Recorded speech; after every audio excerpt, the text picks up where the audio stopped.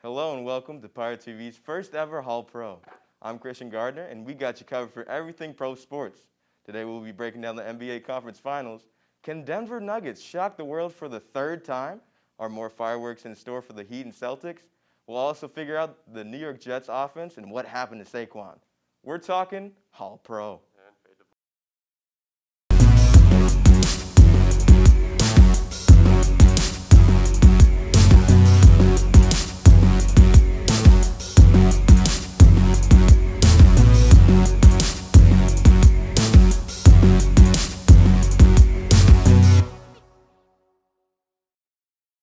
Welcome back into Hall Pro. I'm joined by my luxurious panel, Ryan Jerez and Wilnir Lewis. How you doing, guys?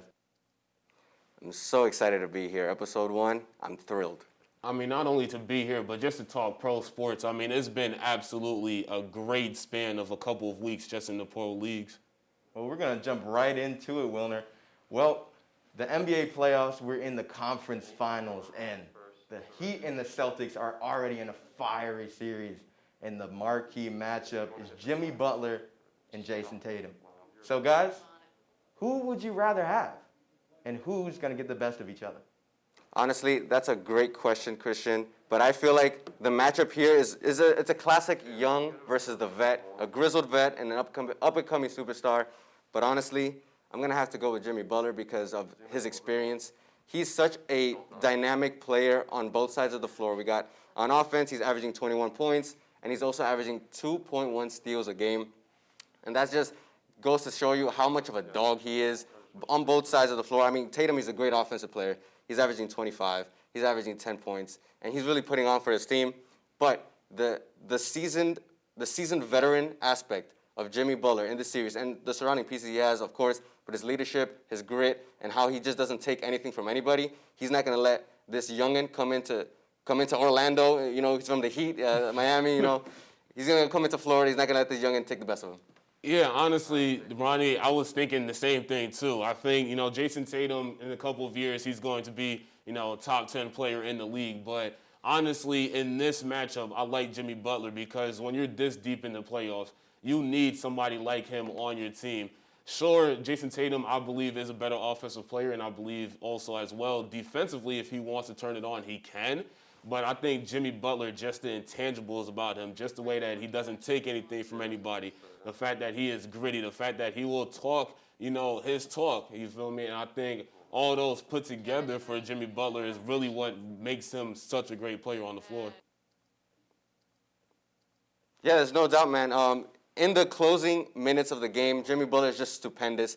We saw that in the last game where he took a really, really tough layup and won, really to cement them as a win. And then we all know what happened in the last game. We're going to touch on it just a little bit. But Jimmy Butler, I like him because he is not scared of the big moment. He wants the shot at the end, and he's going to take the game by the horns if he needs to. If he sees his team is struggling, he's going to all right, I got this. Everybody move out the way, and he's going to just take over. And you also got to just think about the path that he's been taking to get to the Heat. I mean, when he went to the Heat, everybody was just like, oh, he's just taking a free trip to Miami. He's going to the beaches. He's enjoying the weather, all of that, And that's what people were saying. They were just like, oh, he's going to take an off day. People aren't really going to care about Miami because of Jimmy Butler, but he has taken this Miami team. I mean, granted, he's in Orlando with the bubble, so it does help out with him a little bit there, but the fact that Jimmy Butler has been able to just really take this young team and really get some chemistry with them through practices and through, him being that leader really helps out with everything. All right, take 3. Now, the success for these two teams, they're just so too deep of teams. And one of the players that already showed what they have is Bam Adebayo. For a lot of people, he was the most improved player, but hey, we'll give credit to Brandon Ingram. But we've already seen what Bam can do in that great block in Game 1. Is he the X factor for this series? All right, take 2. Honestly, Wilnir, Christian, I think he is. For the Heat, he is the difference. The man can do it all, and he has such a big size to him. He's so athletic, and he averages 16 points for this playoffs, 11.1 rebounds, and he's just doing it all defensively, as we saw in the last play. The beautiful block. That was one of the clutchest block I've ever seen, honestly, because that really solidified the game for them. And that's a big Game 1 win in the series because it's going to be really tight.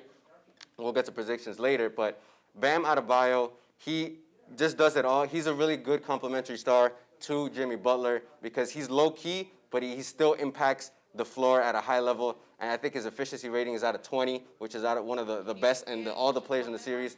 So honestly, Bam Adebayo is just going to leave his imprint on this series.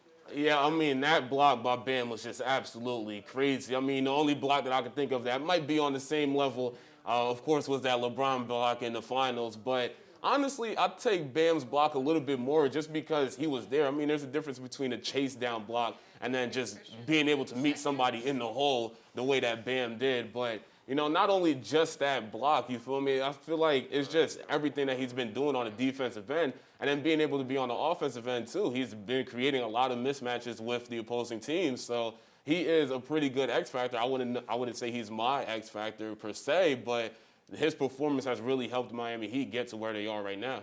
And one thing I want to add to that, he is leading this team in assists, which is pretty crazy. He is averaging 5.2 assists in these playoffs for the Miami Heat, and which is a big man like that, averaging that many assists, that really shows the plays he creates on offense and how good the chemistry-wise we have in the Heat. And his size, if you play bigger than him, he's too quick. If you play smaller than him, he's too strong.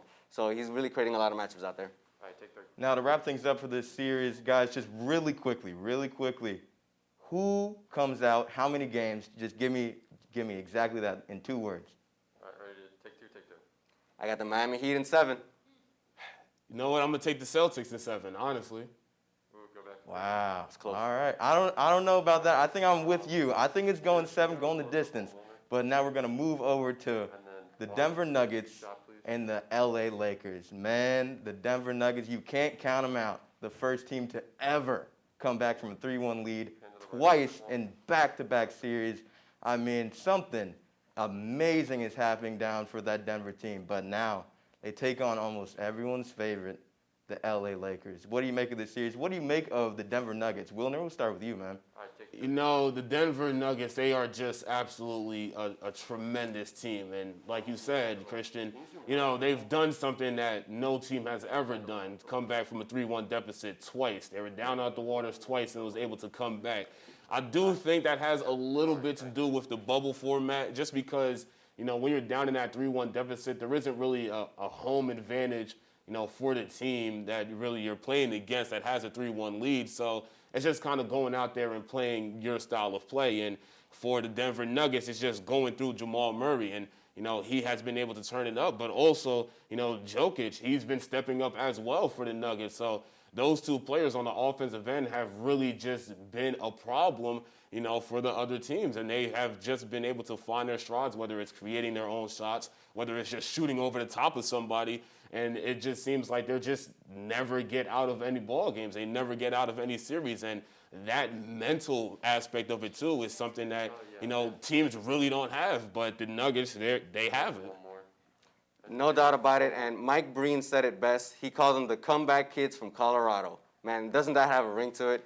They are such an explosive team, but it's such an underrated team because every team that plays them so far, I feel like has looked over them as looking over in the next series. Like, oh, we'll get through Denver, and we'll just get by them.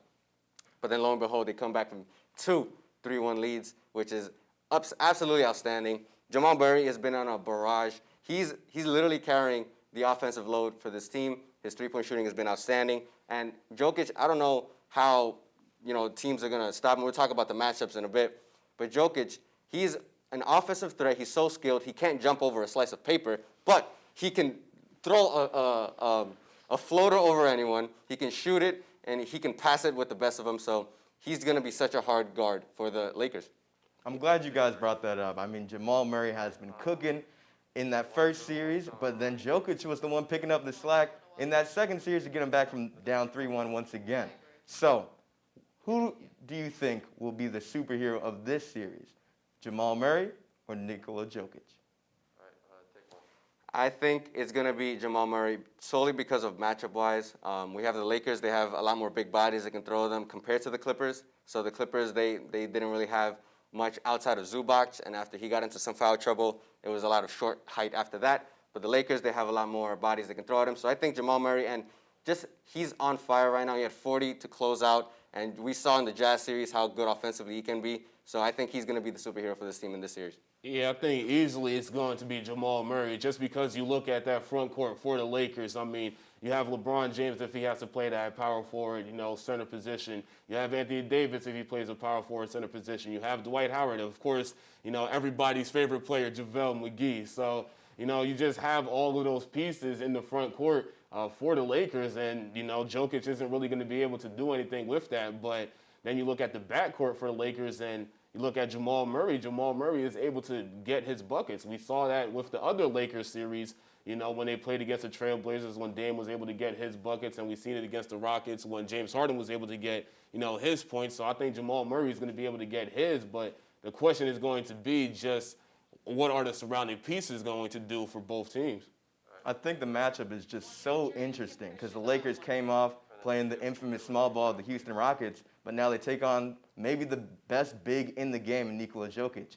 So how do you think that matchup will play out as Dwight Howard didn't get many minutes against the Houston Rockets? Take two. Honestly, the rust is going to be there, I feel like, for a little bit, but they're going to match up Anthony Davis with Jokic for the majority until they get their legs under him. But JaVale McGee, Dwight Howard is a lot more athletic than Nikola Jokic. I mean, Nikola Jokic is very skilled. He has a great footwork, and he can shoot it with the best of them.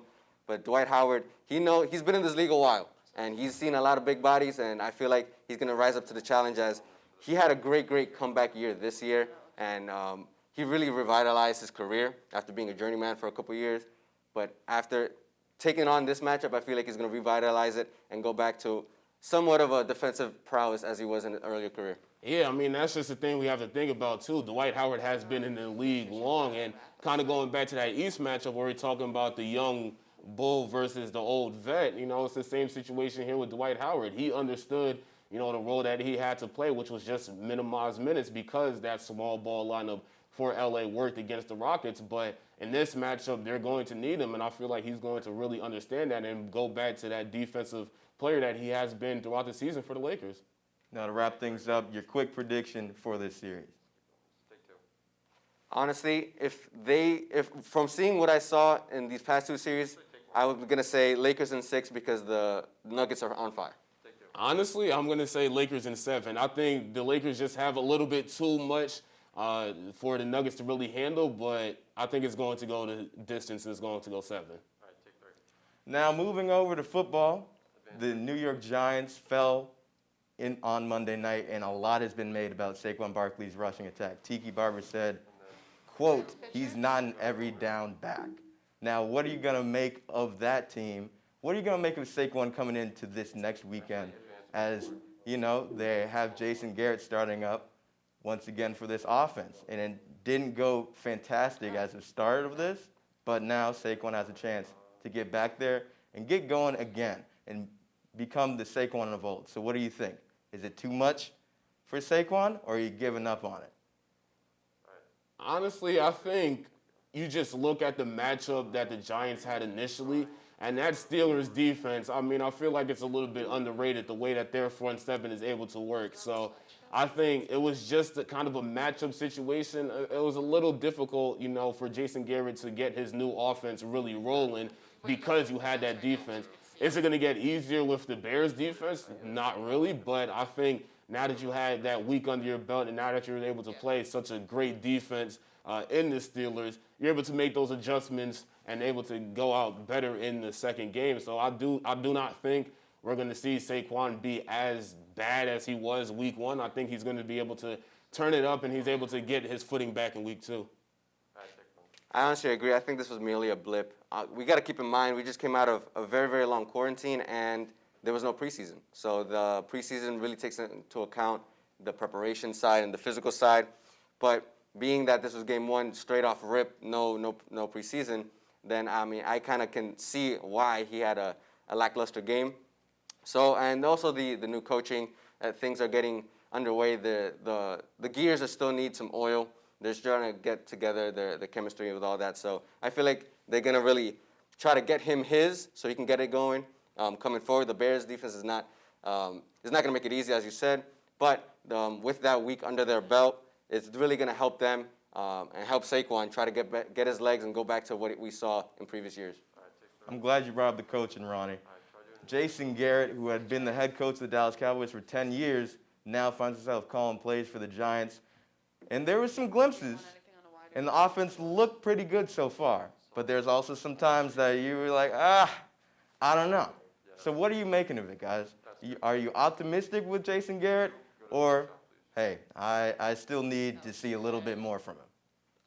I mean, of course, it's been 1 week, so we really can't say if it was a good hire for the Giants or if it was, something that was a bad hire for the Giants. But I do think with the young offense that the Giants do have, that it's going to be a little bit quicker for you to see results from that offense. I mean, we've seen a couple of play actions. We've seen a couple of screens get to Saquon. I mean, his big play that he was able to have was based off that little screen that he was able to get, and it was able to get, I believe, 40 yards off of that. So we are seeing those, like you said, Christian, those flashes and those lights of the offense working. And I think give it due time, maybe 4 to 8 weeks, we're going to see a real good improvement. We're going to see everything starting to click for the Giants. And honestly, looking with past Cowboy teams, they have been in the top half of the league in offense a couple of years. They had a lot of weapons. So Jason Garrett, he was on the helm for those teams. So he knows somewhat what he's talking about. The results don't say it. But yes, the last game, Jones had 279 yards, which is not bad. And Darius Slayton had 102 yards, both with 2 touchdowns. So that's really indicative of how they could get going here with the offense. Like I said before, this was week 1, so I feel like there's only one way but up going without a preseason. So it's very promising to see Jason Garrett. I mean, they only put up 16 points, but, things are going to get smoothed out during the season, I believe. All right, let's have a quick game of buy or sell. So did Saquon Barkley get over 100 rushing yards? What do you think? Wilnir, we'll start with you, man. Honestly, I do think Saquon is going to get over 100 just because he kind of has to make up for what he did week 1. I mean, fantasy owners across, the country, drafted Saquon top 3. So they want to definitely see him, improve his game. And I think Saquon, has that weight on his shoulders now. And I feel like he's going to come out there with that chip on his shoulder. There was always talk about his thighs and the way that he's able to run. So I really do think, he's going to use those thighs to good use and really try to get over 100 yards. I'm glad you brought up the thighs because I was gonna say the same thing. But Saquon is gonna go for 100 yards. I'm buying this one as well. Adrian Peterson played the Bears last week and he had 93 yards. And I feel like Saquon coming in with a chip on his shoulder and another week under his belt really can propel that number and go over 100 yards. Like we said, it's not gonna be easy, but I feel like the coaching staff is gonna target him to try to get him his. Now, buy or sell, guys. Daniel Jones. Is he going to have any turnovers? I mean, I want to say no, but this is Daniel Jones that we're talking about. And throughout his career, he has been known for turning the ball over. That's kind of been, probably the biggest remark on his career is just him turning the ball over. And again, this is a Chicago Bears defense that's going to pin their ears back and they're going to get after him. So I am going to sell that he has no turnovers. I think he's going to get probably 1, maybe 2 turnovers in this matchup. Daniel Jones, he had 2 turnovers last time. And, I mean, Khalil Mack is questionable, but with or without him, I feel like I'm selling. He probably will have a turnover, at least 1, because that's the one knack he has throughout his entire career. He either fumbles it or he throws a pick. So we've seen that throughout his entire, his short career, but all the games that he's been playing. And that with Khalil Mack there, it's not going to be, if he plays, it's not going to be easy. I feel like it's going to be a guaranteed at least 1. Now, real quick, yes or no? Giants get the win this weekend? No. I'm going to go with yes. All right, now we're going to move over to the New York Jets. Now, they have been one of the lower scoring teams as of late, but the CEO, Christopher Johnson, has a lot of optimism, saying that head coach Adam Gase has a brilliant offensive mind. So what do you make of this? Even though the Jets were 32 of 32 teams out of offenses in 2019, what are you making of this Jets offense? Well, first, what I make of the comments is the CEO making sure that his hot seat is safe because he was the one that made the hire. So, of course, he's going to praise his head coach and his hire and saying that, oh, no, you're doing a great job, man. I'm so proud of what you've been able to do because, again, that's his head coach. that he's going to make money if his head coach is good, or he's going to lose money if his head coach is bad. So, of course, you're going to want to make sure that his confidence is up. But in terms of just the Jets' offense, last year there was a lot of hiccups in their offense and a lot of injuries that they had to deal with. So, that's kind of why they weren't really as good, because they weren't able to get solidified. And, same thing with week 1, because you're really not able to get solidified. No preseason, no real OTAs. So it's going to be a difficult climb for them to really get their team back together and for the locker room really to get back together. But again, the CEO is doing the right thing so far and just making sure that his head coach, that his morale is still up. Well, I can't disagree there. Christopher Johnson, he is trying to ponder his head coach, because what are you going to say? The stats, they say it all. He's been in the bottom 7 of offense these past few years, which is literally, what are you going to do with that? It's almost irrefutable. I don't know how he can say that he has a brilliant mind. Where's this brilliant mind? Well, I haven't seen it. I don't think most of us have seen it. So, they show some glimpses, of course, but injuries did affect this team. And this is a big, big year for Adam Gase and for Sam Darnold as well. If they don't show that they can be effective offensively, then I feel like there's going to be big shakeups in Jetland. Now, the front office also said they believe in Adam Gase and how he can develop quarterbacks. Now, Sam Darnold, a young quarterback in this league, drafted in 2018. We've seen some good glimpses from him, some great throws, and then we've also seen some, throws. So what is missing from his game? What does he need to unlock, and what do you think for his season overall?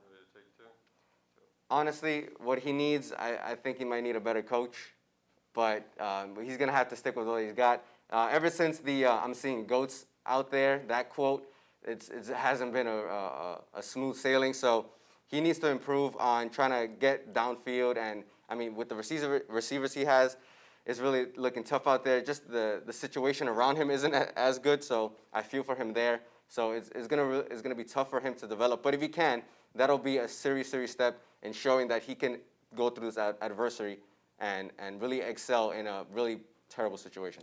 What he really needs to do is, the Jets, they signed Joe Flacco, for Joe Flacco to really mentor Sam Darnold. So what the Jets need, or what Sam Darnold, needs to do is just look at the tape from when Joe Flacco had that Super Bowl run, because, that Super Bowl run for Joe Flacco was something, crazy, the way that he was just able to sling that thing, the way that he was able to drive it downfield. And I think that's what Sam Darnold just really needs. He needs to kind of have that mentorship, with Joe Flacco, because Joe Flacco's been through the ringer, and just kind of settle down a little bit, because I feel like because he's in the New York media, there's all these expectations, there's all these media people, everybody's really trying to say what's going on with Sam Darnold, and of course he's feeling it, because he's a young person, he's on social media and all that. So he just needs to kind of settle down in his realm, just understand that he has a lot of time to improve, and that he still just needs to, just find his groove. All right, we're going to wrap things up for this Jets segment. Just real quick to take on the 49ers. That's a rough matchup for them. What do you think, Rony? It's, like you said, it's a tough matchup for them, one of the best defensive in the league, and right off the gate, they're facing the NFC champion. I don't have them winning this game. That's all I know. I don't have them winning this game either. Again, their offense just has too many holes, too many cracks in it for it to really make the upset against the 49ers. Now, to close things out on this show, there are 10 teams matching up at 0-1. And history says if you drop down to 0-2, if you're making the playoffs, doesn't look very well for you. Only 11% of teams have ever made the playoffs after dropping to 0-2. And last year, there were 9 teams that fell to 0-2. None of them made the playoffs. So in those 10 matchups, who do you think will escape death? The dreaded 0-2. Honestly, that stat, the 11% of teams making the playoffs, that really astounded me because of this scheduling and all that. So I was really surprised. But looking at these matchups, I have the Cowboys winning the Falcons. I like the stars there. The 49ers winning the Jets. We went over that. That's kind of almost a foregone conclusion, maybe. I got the Bucks winning against the Panthers. I have the Vikings beating the Colts and the Browns beating the Bengals on Thursday Night Football. That's going to be a big game for the Browns and their season. Well, I mean, honestly, I'm going to have to go against some of your picks. I got the Cowboys, honestly, beating the Falcons. The Cowboys, they were pretty good, but they're going to find their stride. I got the 49ers beating the Jets again. That one was an easy pick for us to have. Honestly, I'll probably go the Panthers over the Bucks. I feel like, the Bucks still need a little bit, more time together for them to really find their strides. I'll go Vikings over the Colts, and then I'm actually going to go the Bengals over the Browns. I think the Browns just have too much pressure on them, and I feel that the Browns they're just incohesive together. And I think the Bengals are really going to ride high off Joe Burrow. They were a couple plays from winning their game in Week 1, so they're going to find a way to win Week 2 on Thursday Night Football. Well, that's going to do it for us here, right here on All Pro. Guys, what a great show for you, man. We love it. This is our first episode. Thank you for tuning in. I'm Christian Gardner for Rony, Jerez, Wilnir, Lewis. We'll see you next time.